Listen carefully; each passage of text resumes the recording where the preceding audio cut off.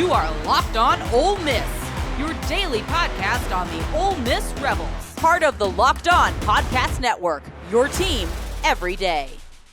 The Rebels got a big commitment from JaMichael Garrett, linebacker out of Central High School in Baton Rouge, Louisiana. He's actually a transfer there from Gulf Shores, Alabama, and he's friends with the commitment that Ole Miss got in the 2027 class from Oxford, Alabama.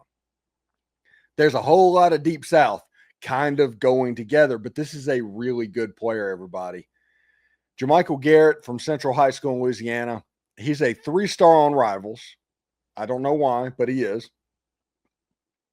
But he is a 4-star on 247 and a 4-star on ESPN, both of which happening on the middle of their top 300 list. He is a twitchy player.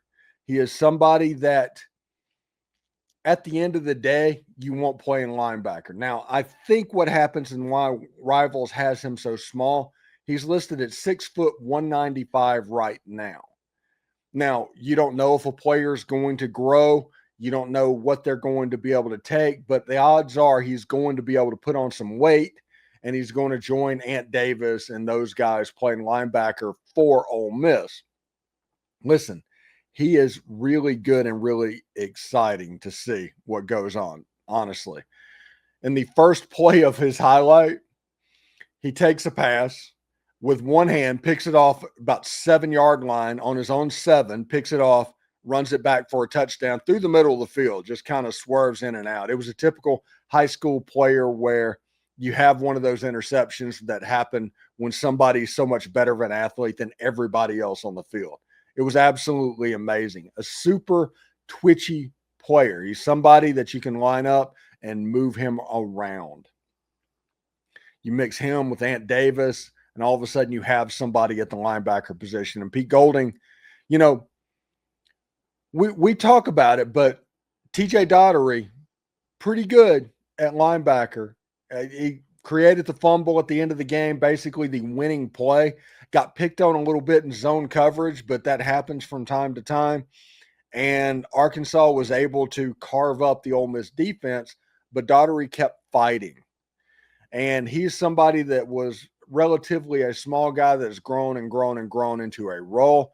I think that is what JaMichael Garrett and Ant Davis and those guys will do at the linebacker position. When Xavier Williams decommitted and committed to Florida State, everybody was like, oh no, which way will Ole Miss go? You know, this was the linebacker. It was the number 1 linebacker in the country, if you remember correctly. And then Ole Miss went out and got a commitment from Ant Davis, got a commitment from JaMichael Garrett. And now the linebacker room looks honestly good. They're fine. They're good to go. With signing day just a couple of weeks away, it's starting to get real. The real's starting to happen. Emmanuel Tucker committed. Jaden Curtis committed. They've done a pretty good job with the in-state recruiting, all the panic that we had going into it. They've kind of fixed that with the hiring of Donte Moncrief. Moncrief has done a heck of a job this year trying to get in the in-state recruiting ties. Now, the hilarious thing that is out there right now is Jace Williams, or Jace, he's going to be a really good player for Auburn potentially. David Johnson got tongue-tied there for a second. David Johnson put in a crystal ball for a flip for Jace. And he's the number 1 wide receiver in the entire country. He's a 5-star. He is somebody that I've spoken with Brian Smith, the Florida football scout, multiple times about.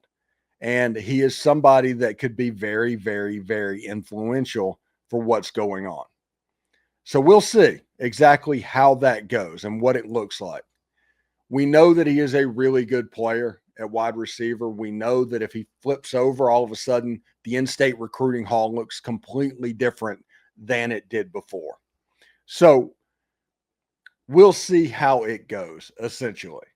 I think he is going to end up at Ole Miss, but not because David Johnson put in a crystal ball for it. I think him being a cousin with Donte Moncrief probably has something to do with it as well. So we'll see exactly how that goes.